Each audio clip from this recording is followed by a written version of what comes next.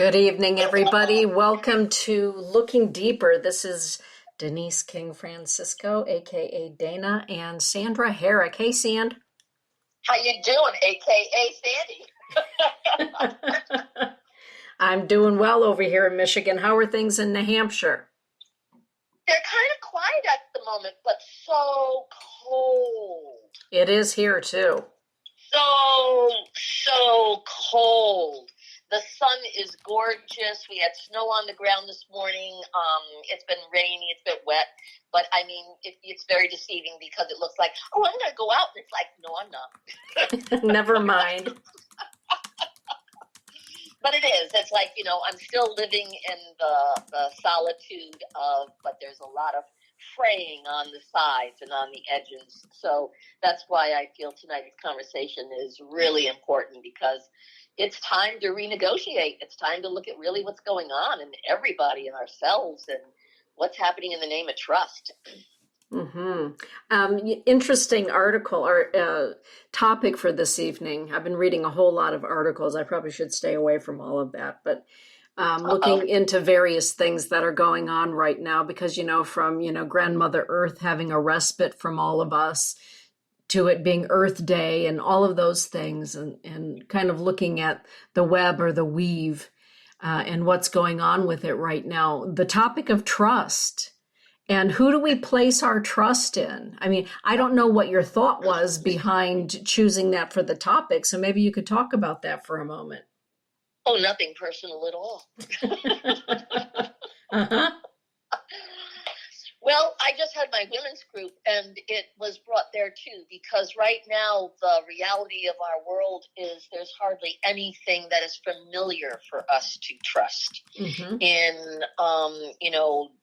having faith in something is one thing, but to have trust in something. And the reason why I'm bringing the word trust up is because I'm finding out in being alone in the isolation, and I am a person that self-observes, and, part of my whole practice is to really support that observation, or where do we get triggered, or how do triggers work, what's our history, all that stuff. And right now what I'm finding on the horizon is that squaring off with, am I safe? Who's in charge? Who do I listen to? Am I sacrificing myself? Am I extending myself? What am I doing that's not safe to me? Or what am I doing, am I seeing that's not safe to me? And one of the triggers that got me yesterday was viscerally sincere. And we have God bless his heart, a gentleman who passed away in our community. And, the way the crow flies, he's just a mile and a half or so down the road. And to have somebody that close in our environment makes it intimate. It's not an intimate person in my life, but it's an intimate situation in my community. And so yesterday, I self-volunteered on a passive kind of request or situation that's kind of morphed to go to the post office and to do a few things. But in my self-preservation, at first I thought, I don't want to go to the post office. I don't want to da-da-da-da. And that being in me that says, oh, well, be good. Oh, well, be nice. Or, oh, just get over yourself. Just go do it. I did it. I went to the post office. And we have a very small little post office. It's a little cubbyhole, quite frankly. So it's like a 9 by 7 by 10 by whatever it is. And when I went in, it's the first time I'd been there where it had the plastic screen up and it had its louver door closed. So it was obvious in a protective mode to itself. And here I am on the other side of the counter. And it was like, oh, good. See that you're safe. And, she put her mask on to come to me, but she didn't have gloves on. And I'm thinking, I'm kind of vigilant with gloves and masks because of Bobby and because that's how I feel safe. And then in how you doing, everything's fine, what came up was out of me, wow, it's really sad that we have a local that passed away. Oh, yeah, da-da-da-da-da-da. We chatted for maybe 5 or 10 seconds. And then she said, his wife came in here today, and she also had been sick. That threw every single red flag up, alarm, that I brought myself into the snake pit. That I'm now in an environment where somebody who has been sick and somebody who has somebody that died, I'm standing in the ether or the presence of the virus, the history of the virus. And I went back out to the car, and Bobby was in it, and I said, don't touch me, don't touch the credit card, don't touch, you need the spray on my gloves, don't touch anything, you stay over there. The woman who lost her husband was in the post office today. And that set off a very long firecracker, like at a Chinese New Year's, of things that triggered me in how do we trust? What do we trust? How do I make certain I trust or feel safe in myself? Or how do I sacrifice myself to where I get angry because I'm not being protected or I can't trust someone to protect me? All that happened.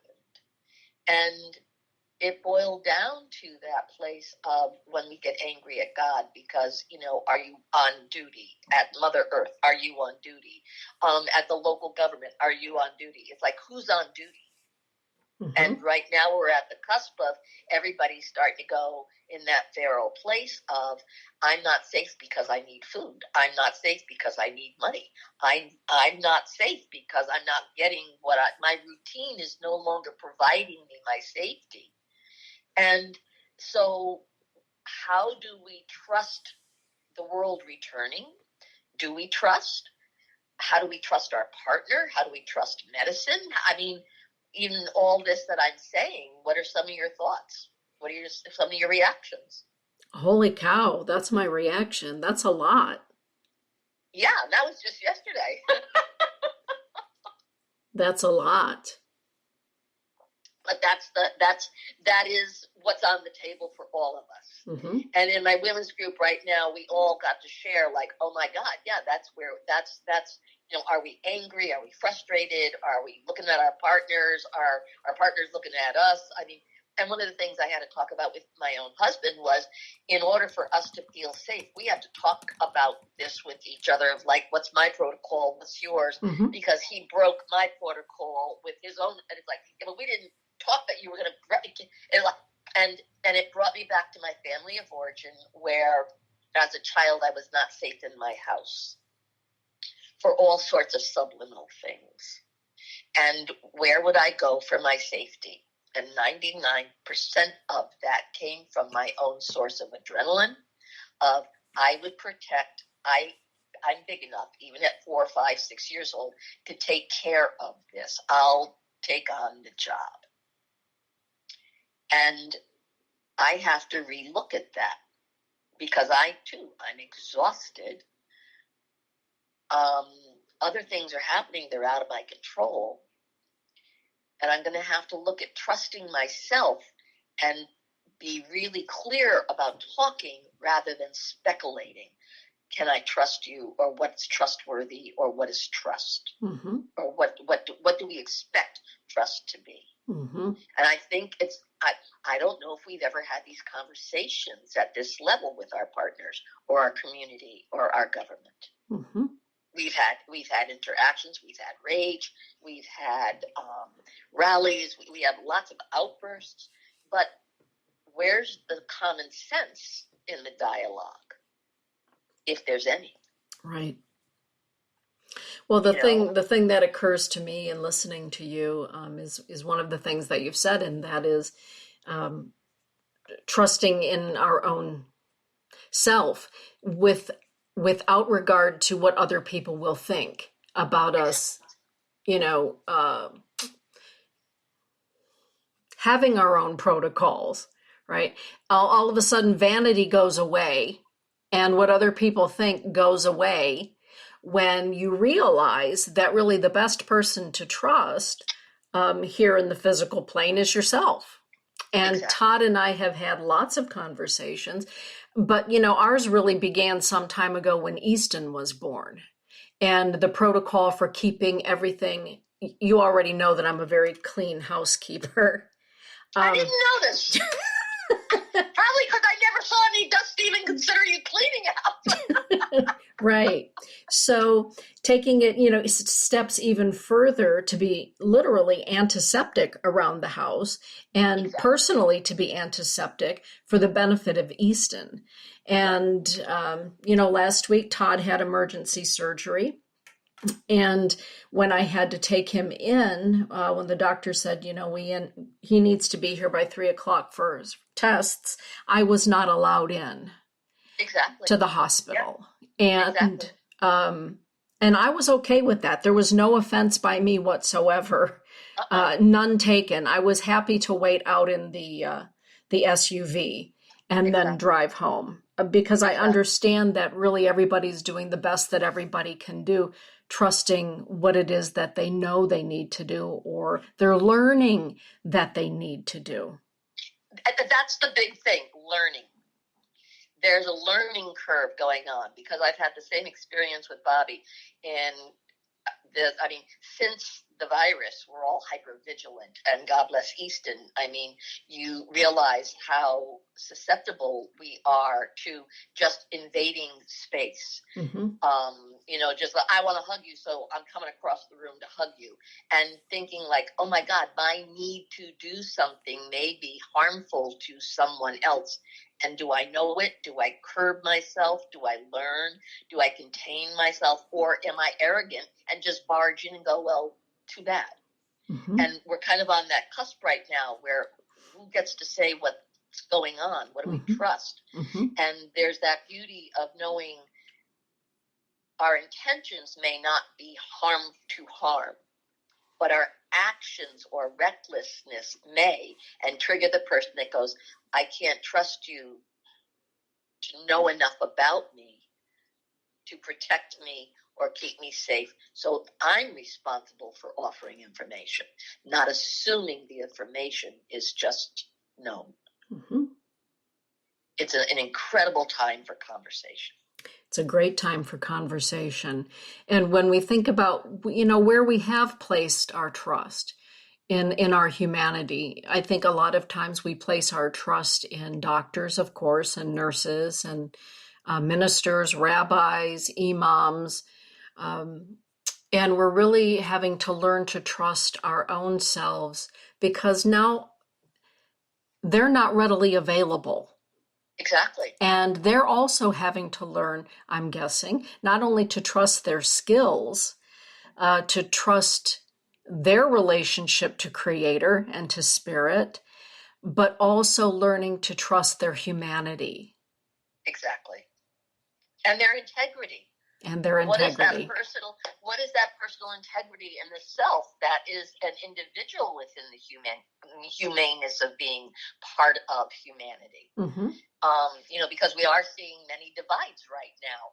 And I'm watching that what is the leadership that I trust in? And that goes right back to my mother and father. What's the leadership in school that I trust in? And I believe I trusted everything until I was shocked into realizing I couldn't. Mm-hmm. Mm-hmm. And that's an important statement for me to really be very clear about, is that some people have told me they never trusted anybody about anything since the day they were born and everything else. And it was like, why not?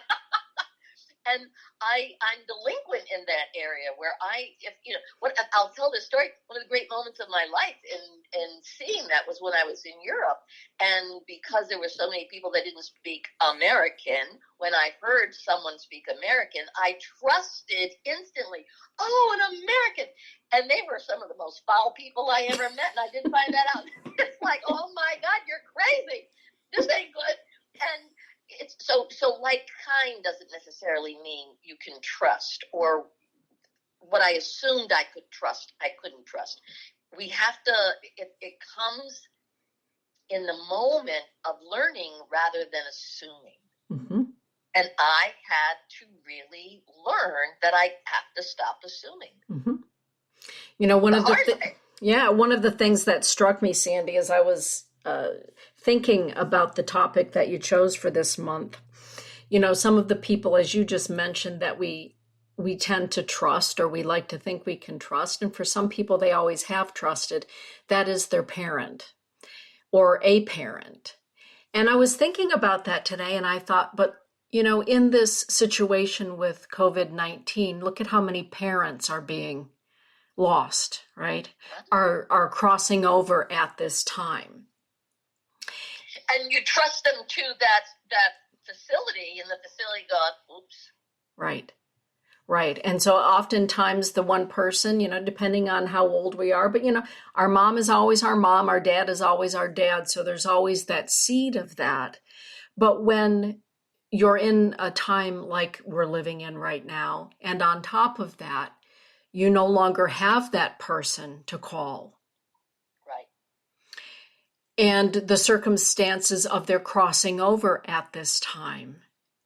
Right. It really got me to thinking about trust and learning to trust that we know what to do when we have to do it. And at the very least, trusting that we know enough to do enough and to be okay with that, because we're not all perfect in any situation, let alone a situation like this, a pandemic.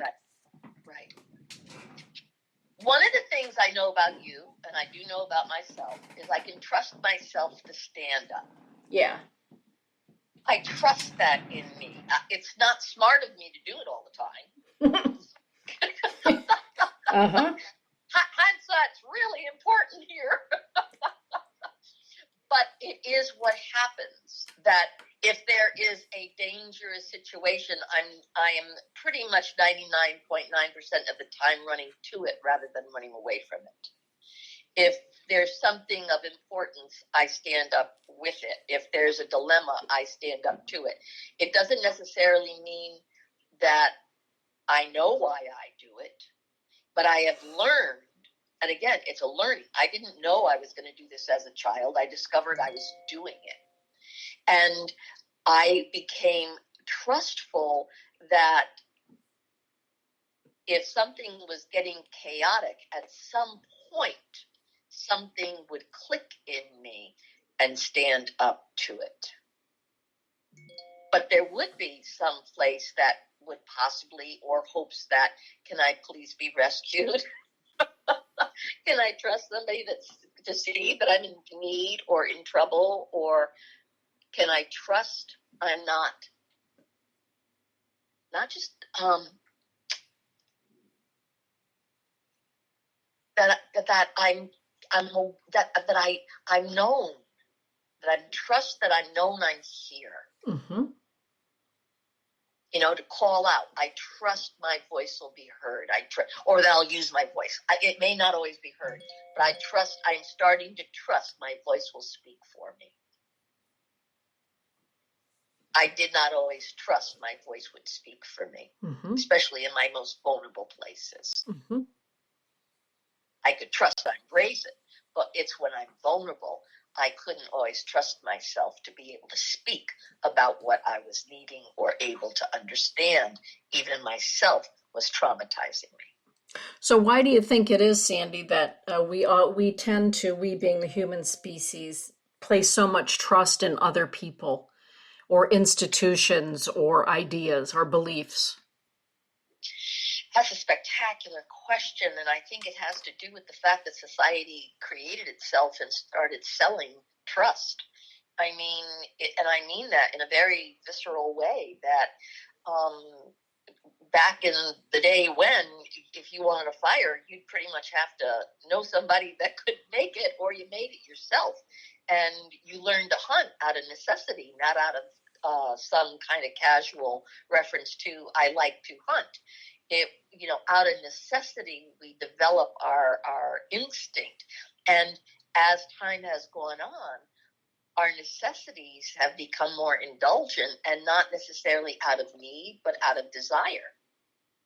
And society has grown. I can do this for you. You need me to do this for you. Even in religion, you can't go to God yourself. You need me to get to God. So I'm going to give you this platform to lose trust in yourself, because you have to trust me to get to where you want to go, that you feel safe.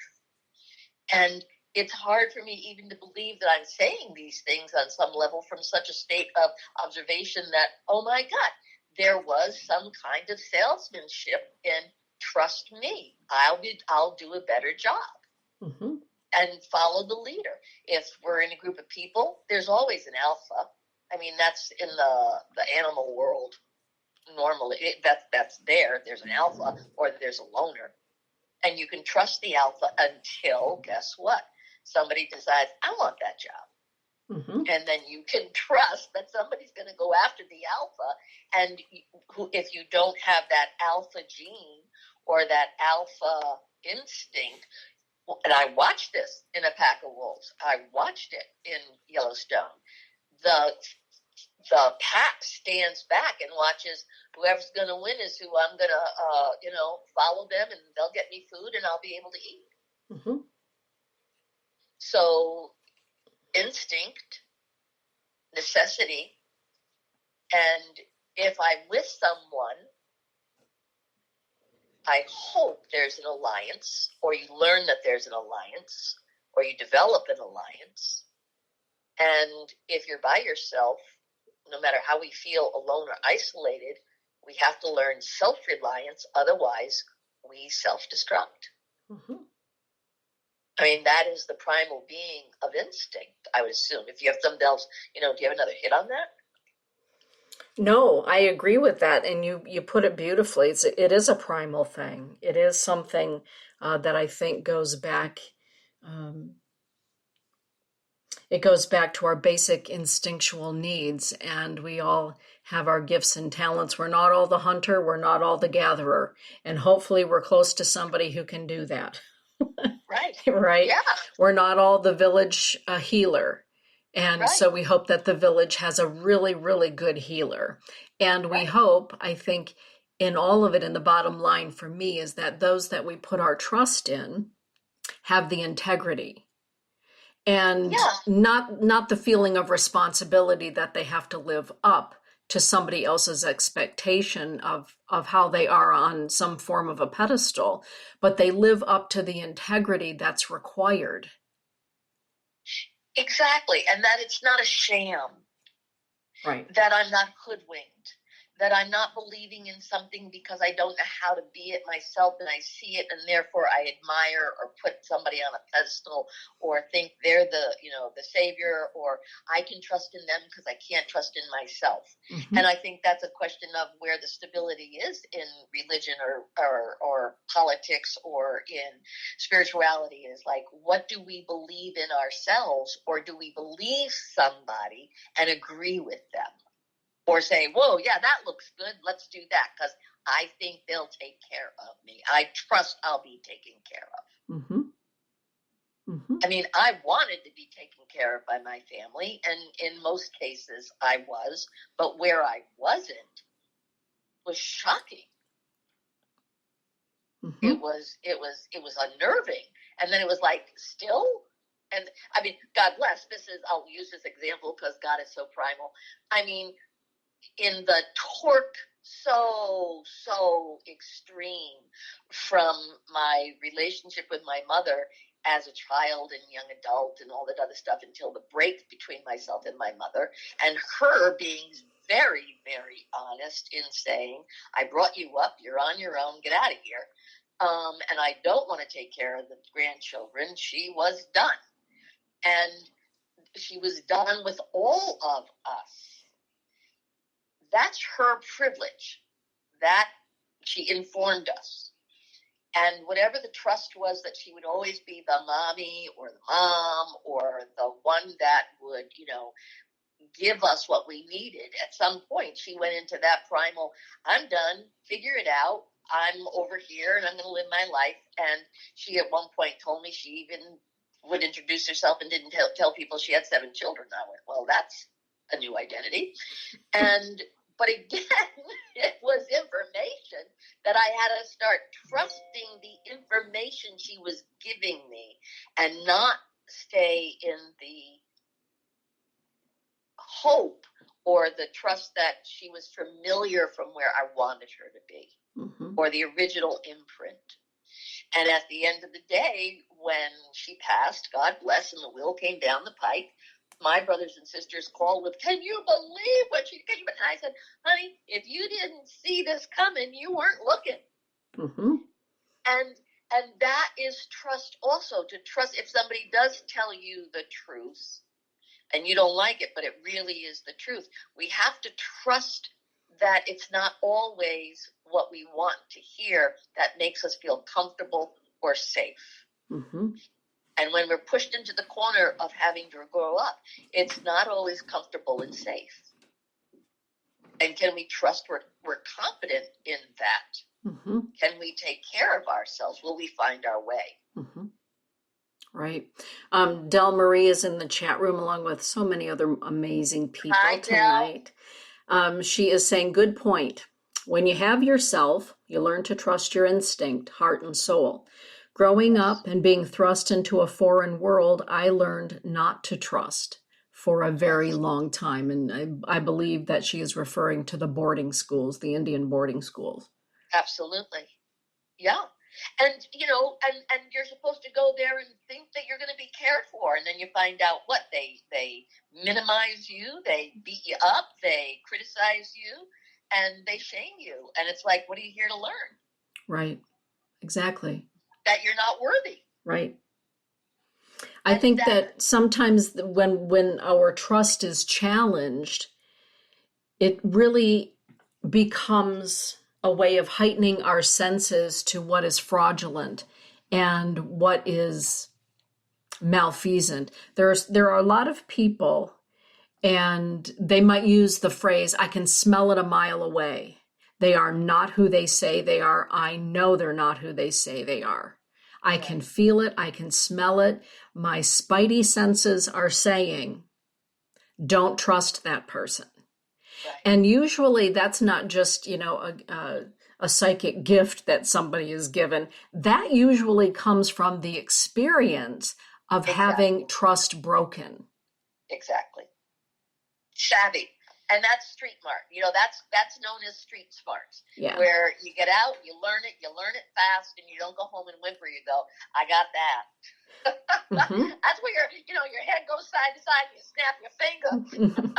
Lesson learned. And it is. I mean, I believe as you're speaking that trust is a learning curve. And for us to be naive to think that we should just automatically trust is naive. And it's heartbreaking, but it is naive. I mean, I've got a 9-year-old niece who's savvy. And it was really good to see how different she was in that person's not nice. And she knew it, and she knew it, and she knew it. And she didn't go back in to try to, "Are you sure you're not nice?" Don't you want to be nice? She was just like, "That person ain't nice. I ain't wasting my time." It's like, right. And sometimes it can be shocking. It can be shocking when trust is broken, or learning that there never was anything to trust to begin with. That can be a real shock to the system. And the experience of broken trust, I think, can, cause some form of PTSD depending on, what the circumstances are. Don't you think, Sand? I think it qualifies as PTSD as dramatic as any form that is out there, because trust is about, when it's broken, we are shell-shocked. Yes. We are brought to our knees. Our world is devastated. Our belief system is altered. And that post-traumatic stress is equivalent to you're at war and you just lost and you didn't even think you could possibly lose, but you were betrayed. Yes. Yeah. And that kind of betrayal quakes the inner core of stability. because then how do you establish trust again? Do you even consider yourself capable of believing yourself to find safe environments or safe people? Right. And one of the things that we're talking about here that we haven't quite mentioned is that when we take it personal, my 9-year-old niece didn't take this person personal. It was like she got the information, she handled it, she got it, she moved on. She wasn't like, oh, she doesn't like me. Oh, she's not nice, she doesn't like it. It was like, that ain't it, I'm not going. And, where do we go into that place of being sabotaged or being shocked or being aware of like, oh my God, how do I recover from this? Mm-hmm. Right. Well, for myself in those, and I think it does come with age, and experience. And finally, I remember, having my own little come to Jesus meeting with myself about trust. And I remember saying to myself, but you need to remember they're human. You need to remember they're also human. Now, I'm not talking about some dramatic betrayal of whatever, but just, broken trust. And was the trust that I was placing in this person or this thing, was it realistic? What was I really expecting from them? Was I expecting them to be superhuman? And the answer was, yeah, you probably were. And you need to remember everybody's human. And as you just said, Sandy, and don't take it personally.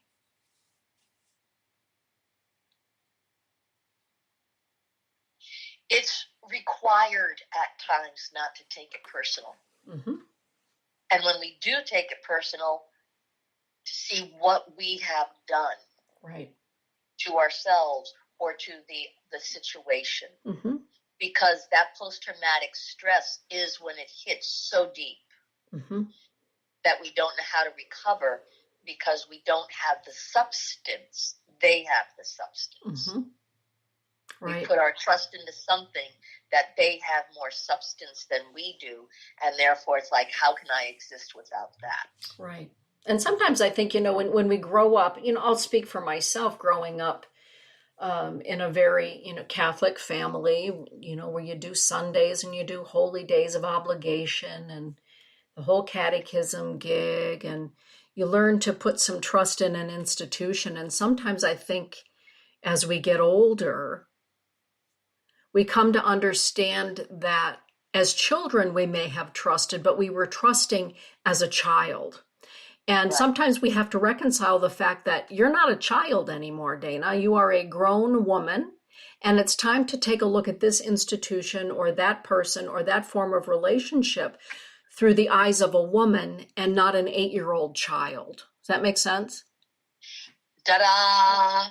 And yes, not only does it make sense, I think it's required education to be able to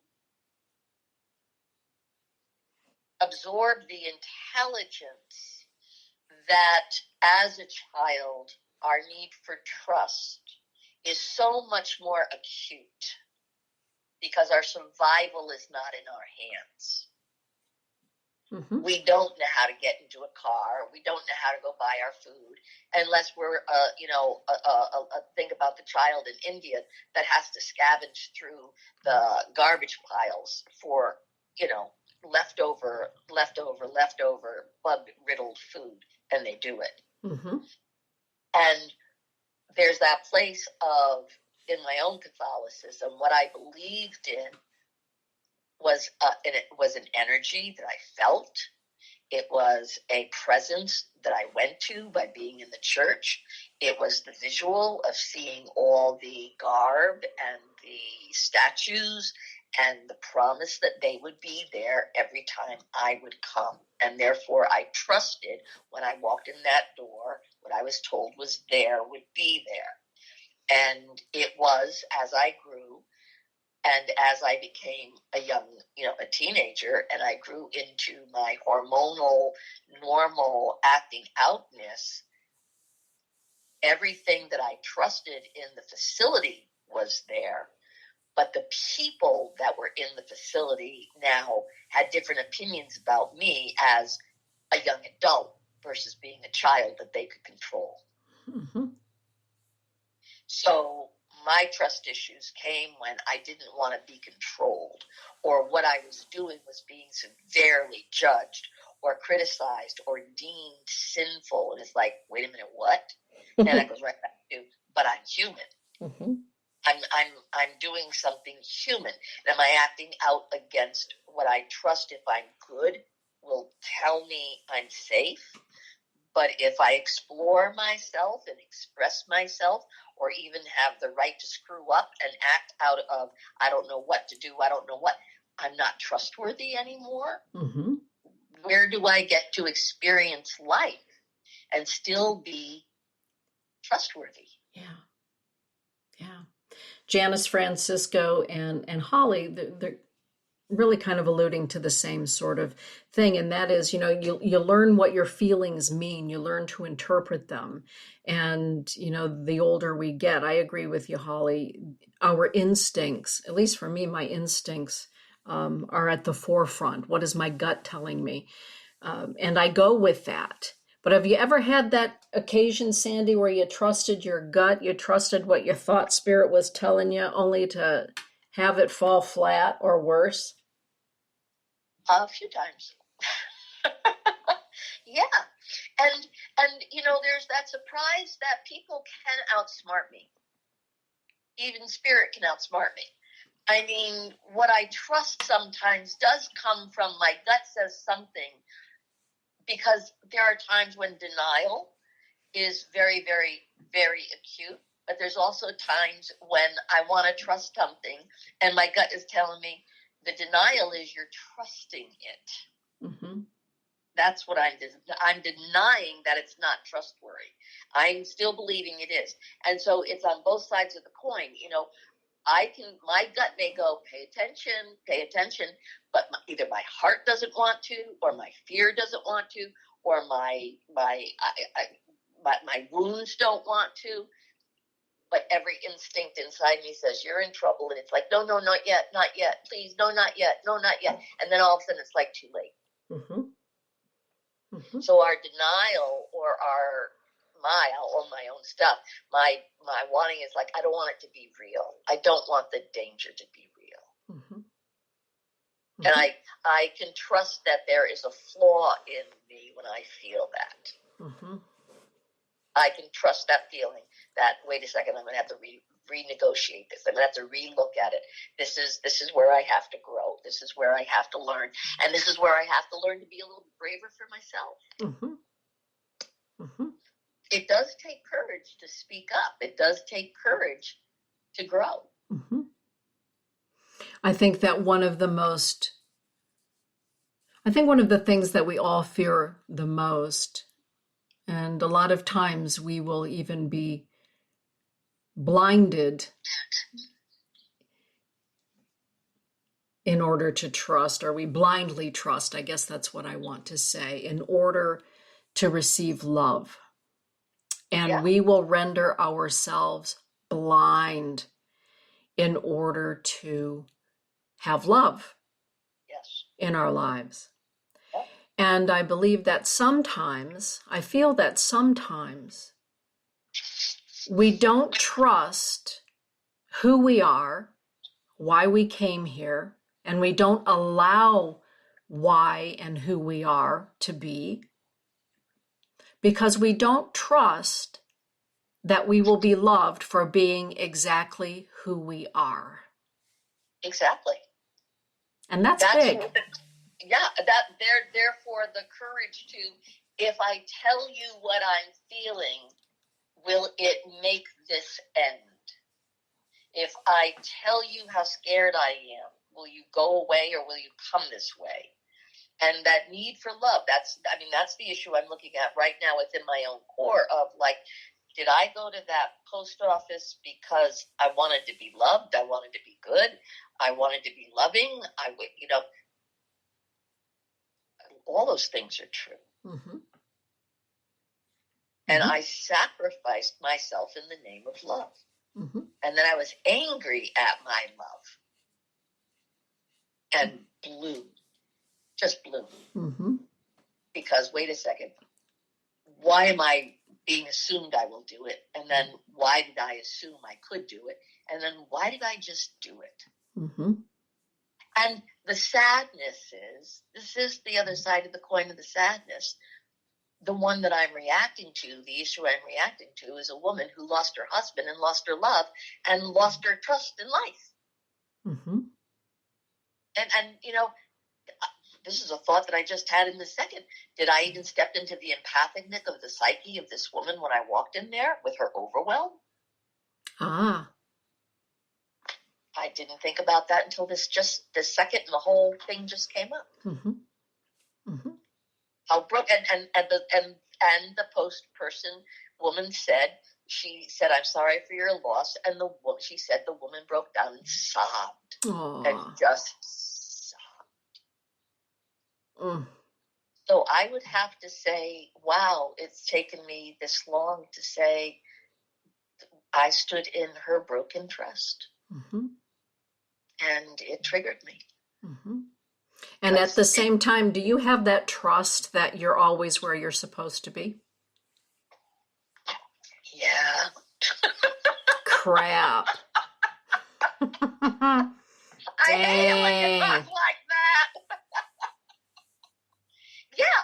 And the gratitude I have for it being yesterday is it brought me to the place that I'm scouring right now in the burned part of my pot, in the burned part of my soul of, wow, this is the debris that I really need to be in.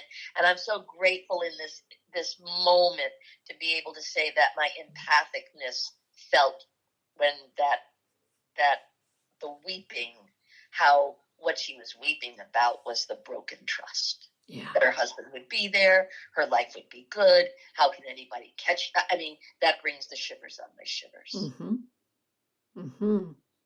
Oh, good one. Well, Del Marie is offering, I've learned a long time ago that innate trust of family or relatives is not so. Loyalty becomes an issue and loyalty is shattered. I believe people put these two together and get hurt in the process. That you're supposed to just blindly trust the bloodline. Right? Hallelujah. Right on, Del. I feel like Madeira, hallelujah. That's right. Yes, and that's where the first line of shatter comes from within the family itself. So absolutely, Del. It's, when do we lose trust in our parent the first time when we see their humanness, or shocked that they're human, or they aren't? What do you mean they don't have us in their heart every single second of their life? And, that they could bring danger to me. Mm-hmm. Or would set danger up that I would have to find out, oh my God, if I don't see this, I'm the fool. Mm-hmm. So yeah, it's and I am victim to that assumption. It's, I love them, why don't they love me? Or I love them, it should be good. There's no problem. Mm-hmm. I mean, I can say that out of the truth of me having that assumption and knowing that I ran on that for a long time, and my mother would sit me down at the table and kind of try to convince me that I wasn't so. Mm-hmm. And even to the point where she goes, Sandy, you cannot throw pearls to swine. And I would go, but they deserve them too. And then, like, when I grew up far enough, like, they don't know the difference between pearls and corn. Keep your pearls on, Sandy. Well, because we can also innately trust that everyone else has our best interest at their forefront. So whether it's and I do believe that it probably begins with, family. Yeah. But we can also be the type of person that assumes, until notified otherwise, that everyone that we encounter has our best intentions. in their heart Right. and they're Now, going to act appropriately. And that's just not the case. it's not. It's a very naive, very innocent, very self-destructive thought, and promised beyond all shadow of a doubt you will be annihilated. I mean, you could trust that. And one of the first places I ever learned in therapy when I was doing psychodrama with Dorothy Satin, she casually asked about sibling rivalry at the dinner table, and I am one of 7 kids. So it's like, it's not an issue I thought of as an issue. It was at the table, you got it if you got it, and if you didn't get it, you didn't get it. Mm-hmm. And I was like, I said, I want sibling rivalry over food. It was vicious. Wow. It was who drank the last of the milk. I mean, my brother Tony, God bless his heart, got to the point where he liked to eat his food and he didn't like to have to fight for his food. So what he did is, I'll never forget the one I lived. He took his share and then he spit out a piece and said, leave it there, I'll get to it later. He figured it out. He had his own system. He had his own system. And he trusted it. Yeah.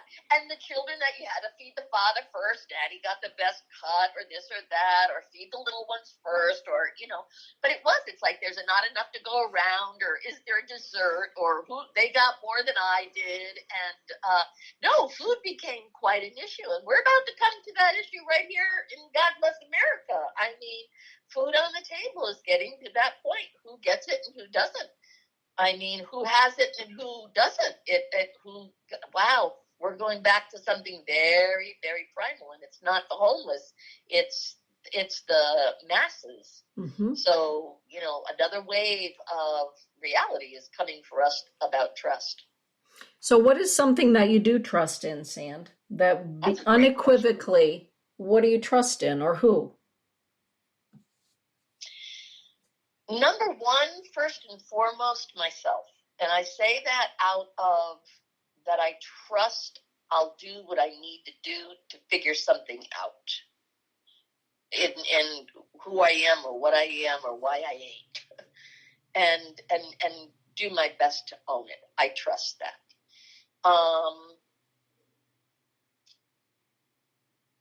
My friend Lori I trust her more than I trust anything out of the 40 years that we've known, the consistent stability of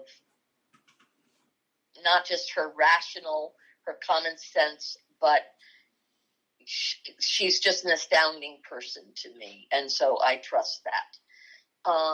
In my space with my husband, I trust that we are learning on a very deep level how to develop deeper trust.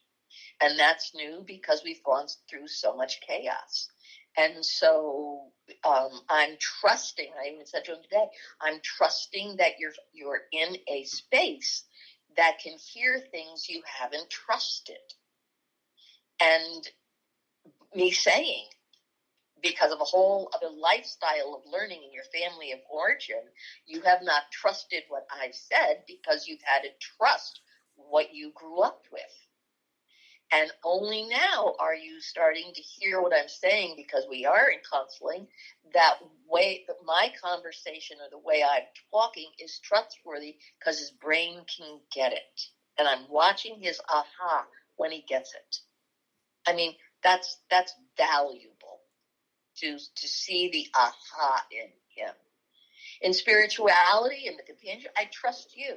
I trust that space that you'll do what you need to do. You do how you do it, and you're a gutsy broad. So I trust who you are. It's again, it's a learned behavior. Yep. And in that, I trust you will do what I know about you. And our humanness is our humanness. And so, that spreads out. And so I also trust in my spiritual guidance. I trust, and when I lean into that I trust first and foremost. And that's the allies I have. that's what I've had that I was born with and from and to. And I know that's there. It's astounding how it's there. Even when I don't trust it, it's there. And thank God it has patience with me. It has way more patience with me than I have with it. Mm-hmm. And, you and I both know that we can get angry at spirit. And, there's not a conversation at times. It's a one-way discussion. And when I'm loud, I speak loud.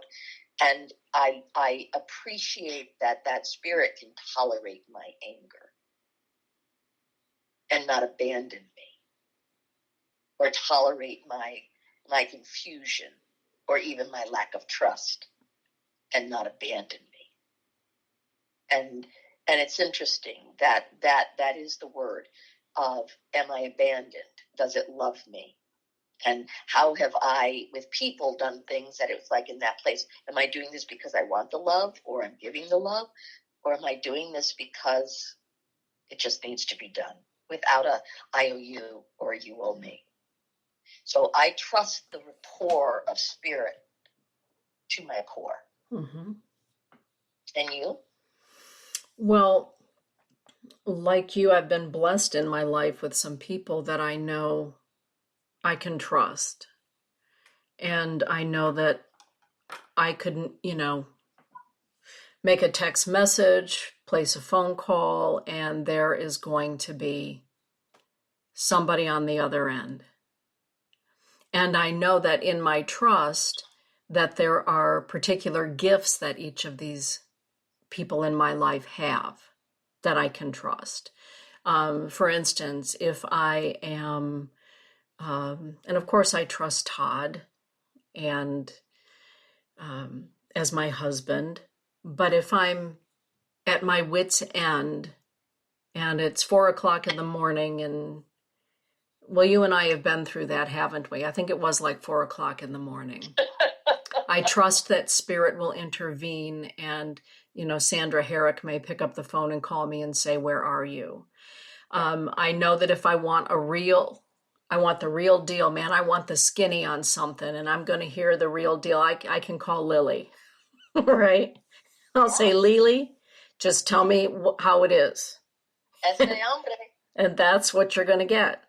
And I know that if I need to bounce something off of somebody that I can trust, I can get a hold of Del Marie or Barbara, and I'm very blessed that way. But it took a long time. I have several people that I know that I can do this with. It took a very long time to discern, because I had to learn the art of discernment, as most people have had to learn.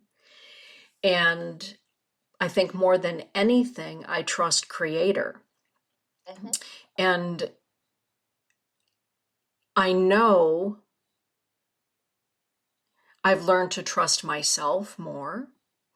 And I've learned that it's okay not to trust people just because you're supposed to trust a certain person or a certain relationship. And I've learned that that's okay, because we are also very human.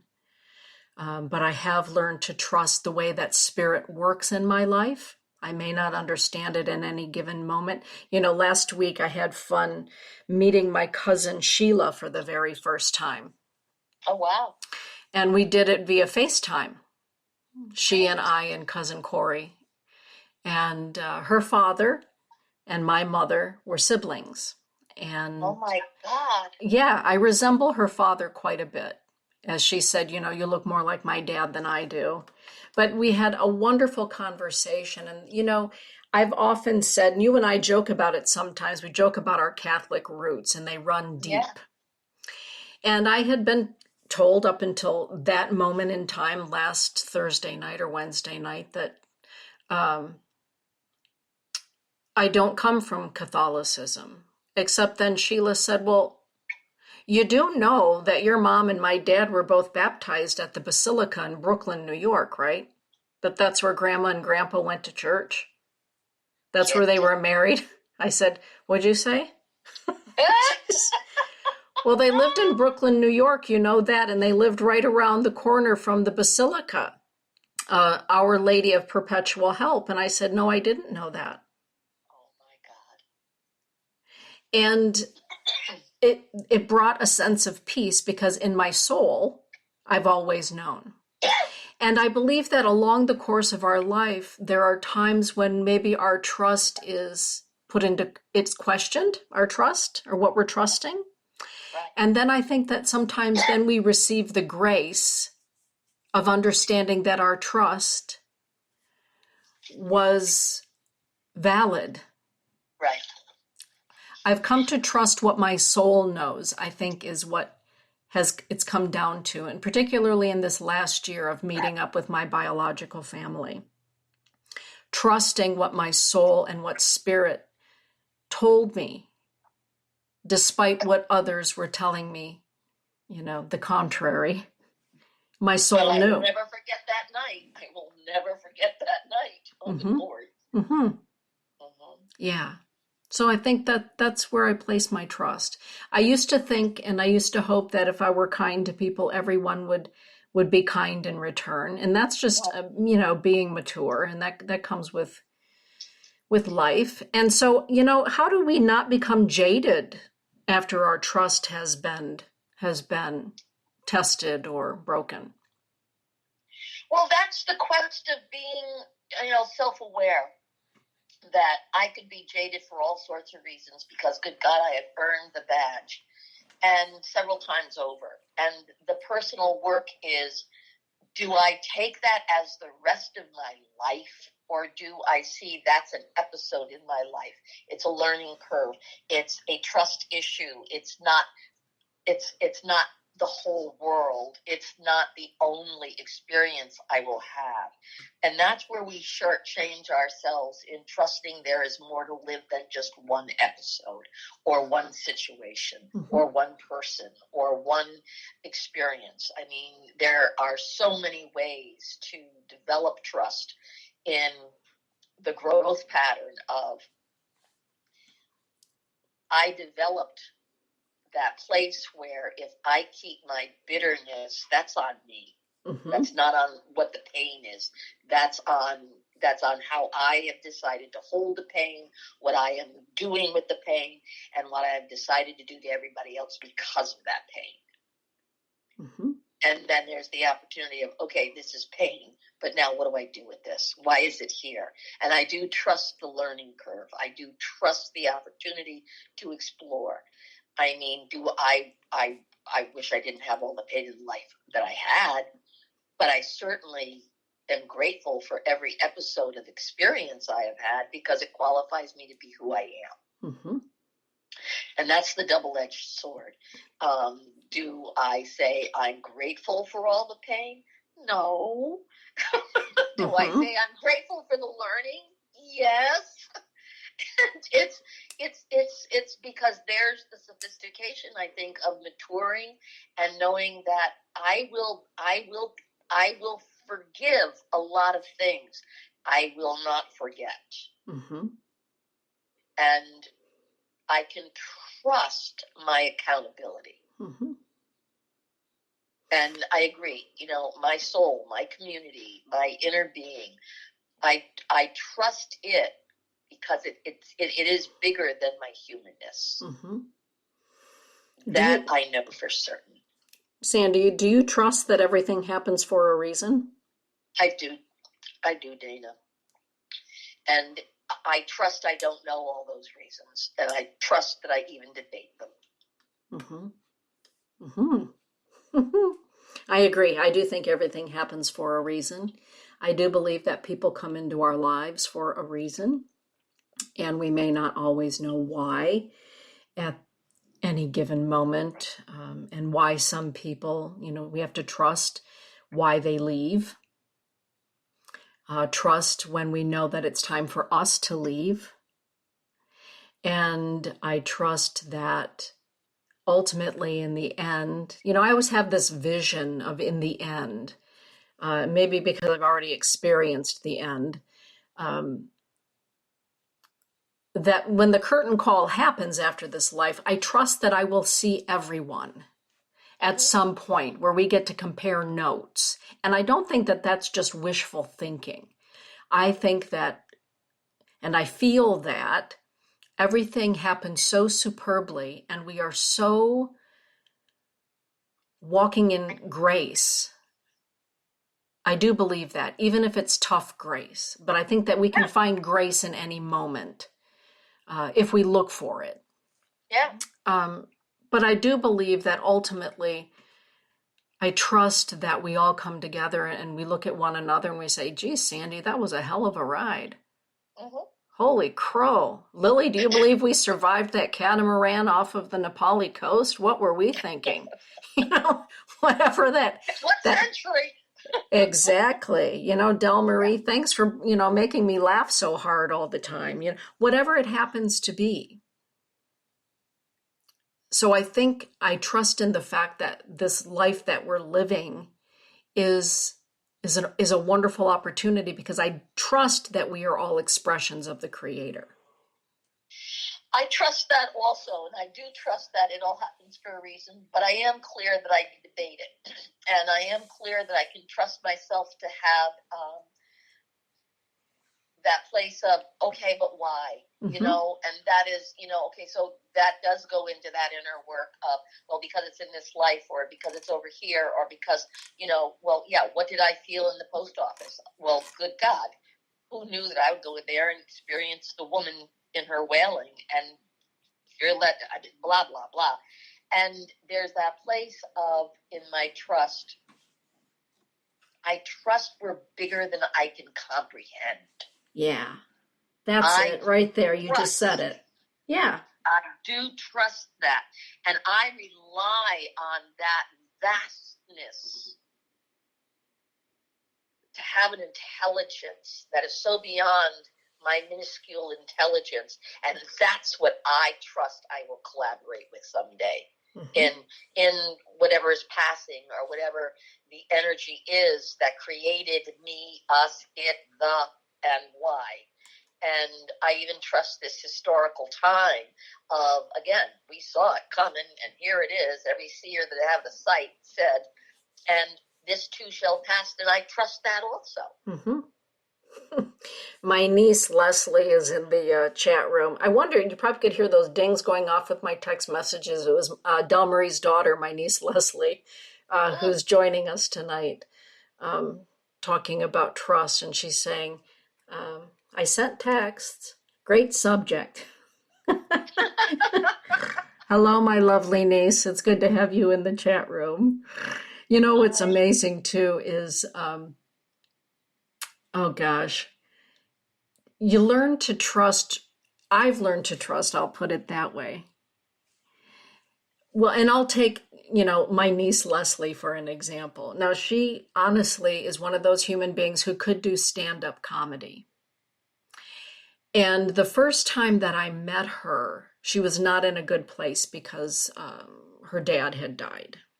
God bless. And, I was there to help with the funerals, etc.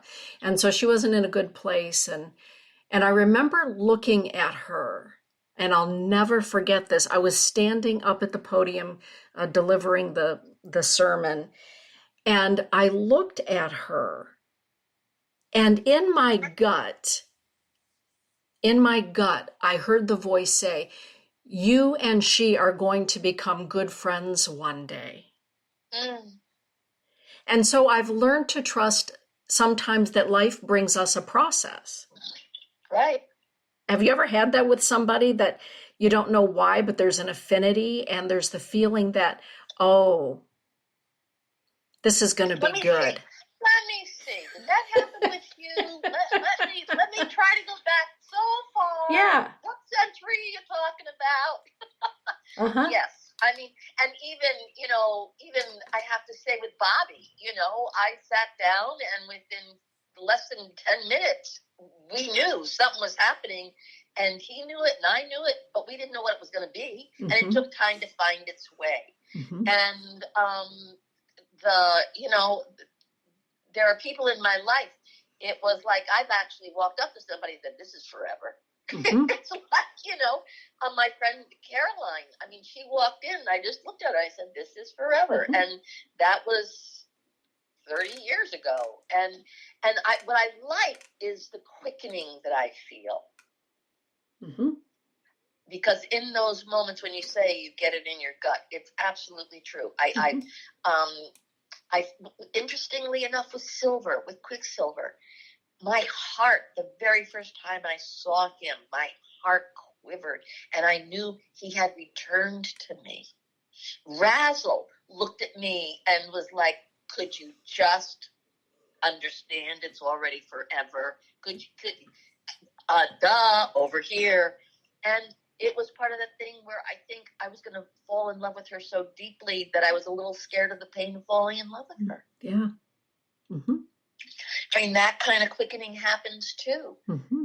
And that kind of happened with Bobby and I. We was like, this is going to be a lot of work. Mm-hmm. Am I up for this much work?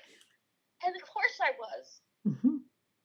Right. And I am. Mm-hmm. And the drama is part of that beauty of, I said it to him this morning. I said, my heart bursts with love when I look at you right now. I could feel, no matter what the drama is, no matter what we're saying, my heart burst with love seeing him. Mm-hmm. Out of, oh my God, he's alive. Mm-hmm. And there he is, and we're still making this thing real. Mm-hmm. And trusting in that. So yeah, it's worth it. Mm-hmm. It is worth it. Trusting. There are a lot of pains in my ass that are still worth it. We don't always know why we all come together. I look at, everybody here who's in the chat room tonight. And some, like Lady Hawk, oh my goodness, Lady Hawk, what's it been? Like with Lily, 12 years, 13 years now? Yeah. And you build a relationship even across, what do I want to say? The wires, the internet, the waves, yeah. And the airwaves. And here we are. And, the first time that I saw Barbara Dullknife walking into a luncheon, and I remember looking at Linda Griezak, and I looked at Linda and I said, I know that woman. Right. And she said, well, how do you know that? I said, I can feel it. I know her. Well, do you know who she is? I said, I don't have a clue who she is, but I know her.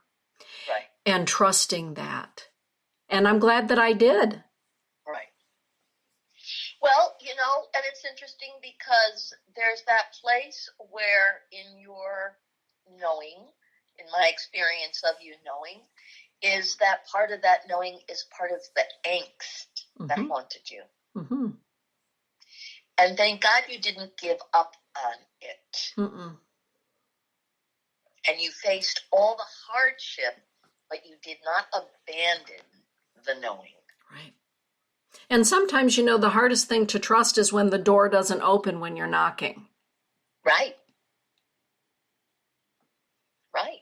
And we don't always know why the door isn't opening, and we're knocking harder and harder, and pretty soon we no longer bother to knock because we understand that when the time is right, it'll happen.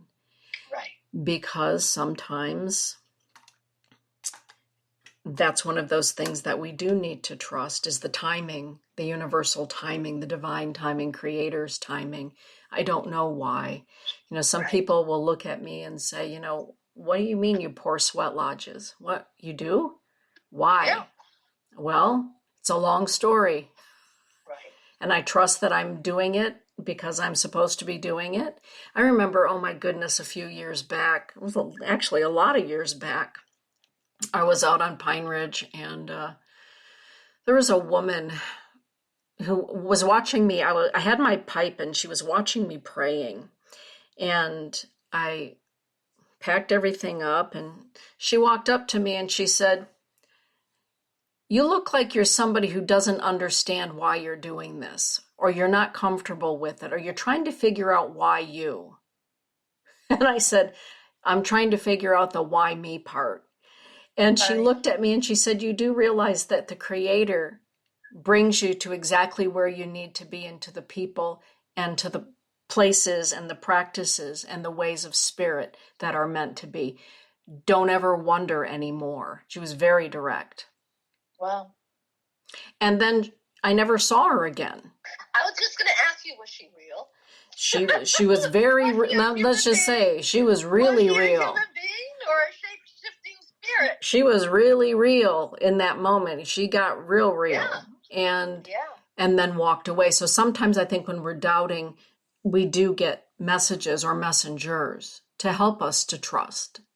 Well, I trust that. I do believe there have been beings that have shown up in the human form or the animal form and have visited Mhm. me and given me what I needed when I was not trusting. Mhm. And have reassured me in a way, the signs. I trust the signs. When the signs show themselves, even when I'm kind of like, oh, shit, Right. there's another Crap. sign. Yeah. Right. Or to be comforted by, oh my God, there's the sign Mhm. finally. Mhm. And trusting in that for me is my dialogue with spirit. I like I say, I can debate the timing of the arrival of the sign, Right. or the direction the sign says go in, but again, having enough life inside me lived, and still choosing to live as long as I can, I'm still so excited about the adventure, and I'm awed by what the adventure has been. Awed. I'm Mhm. blown away by it. Mhm. Because for me, I'm a simple person in all sorts of ways. There's nothing that I could say is like, okay, why me? Well, because, and why not?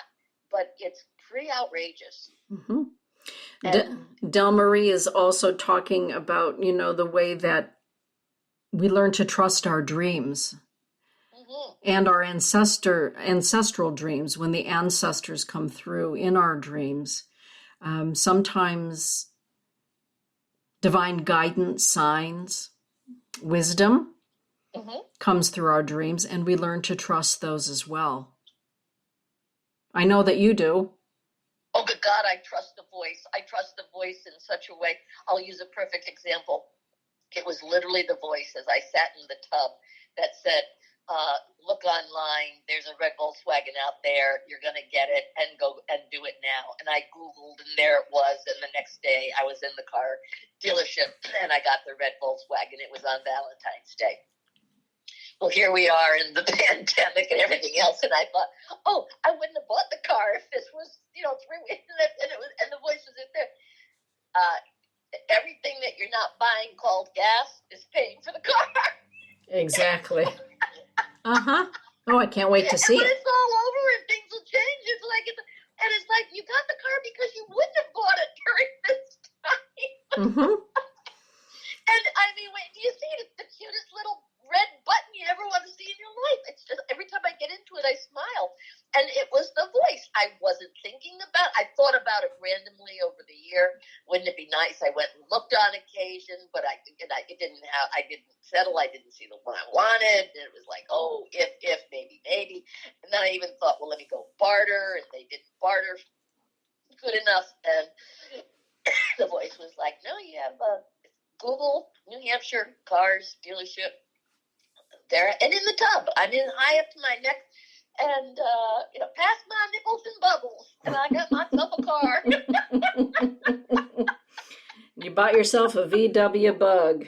I got myself my red Volkswagen. Aww. So it's just hysterical, and I take it in that humor that because there was some generosity from spirit, that everything finds its way in time. Yes. Even if it means a sacrifice. Mm-hmm. And that does that brings the experience of life to us, because life doesn't always work out and go, oh wow, it worked out. Sometimes it doesn't work out, and that was working out. Mm-hmm. Exactly. Like Trust. I said, I do have an opinion. Mm-hmm. A couple. So I am of an opinion that if I get or when I get to the pearly gates, I ask them. I have questions. I want to know why a few people got in, or I want to make sure they didn't. Oh, and like, Lord. wait a minute. exciting. It really is. And we're in an exciting time. I mean, as dramatic as it is, this is Mother Earth, in my opinion, and Creator finally saying, everybody pay attention, because you've got to rethink this. If you can't make a choice, we will choose for you. Mm-hmm. And I believe that Mother Earth has put us all, it sends us to our rooms. And something spectacular. And it's not over. It will still be dramatic. But the rest of humanity is right around the corner. Mm-hmm. You know, the Aquarian age is right there. I trust that. The fall of the Piscean age is right here. I trust that. And why? Because history proves itself to be real. Mm-hmm. And, 2,000 years is a blink of the eye. And it's time to blink. It is. I trust that. Yes, ma'am. Mm-hmm. Well, Sandy, we're past the top of the hour. We've kept everybody up past their bedtime, and this has been a great conversation, Sand. It really has. I've enjoyed it thoroughly, Mm-hmm. and just and I offer to everybody that's listening, and to myself, to you, to Todd. Todd, I'm so grateful that you have the courage to fight as hard as you are fighting for your life, and my prayers surround you and continue to be with you. And Dana, I appreciate your bravery for all the people that you carry and support and lean on you and trust in the fact that you are there. And I appreciate the people that trust in me and know that who you're going to call. Well, yeah. And it's available. And I trust in the universe and my husband. And I really want to say thank you. Lily, I'm kissing you out there. I want to say I trust the universe right now, because we are in a time that is no different than the end of World War II, World War I, Vietnam. It's that catastrophe that shatters. And it's the first time we're all globally intimate in something. Maybe since the beginning of the creation of Earth, we are all somehow here. And I trust globally the subconscious, the super subconscious, is elevating something that was being denied or something. It had to happen. Mm-hmm.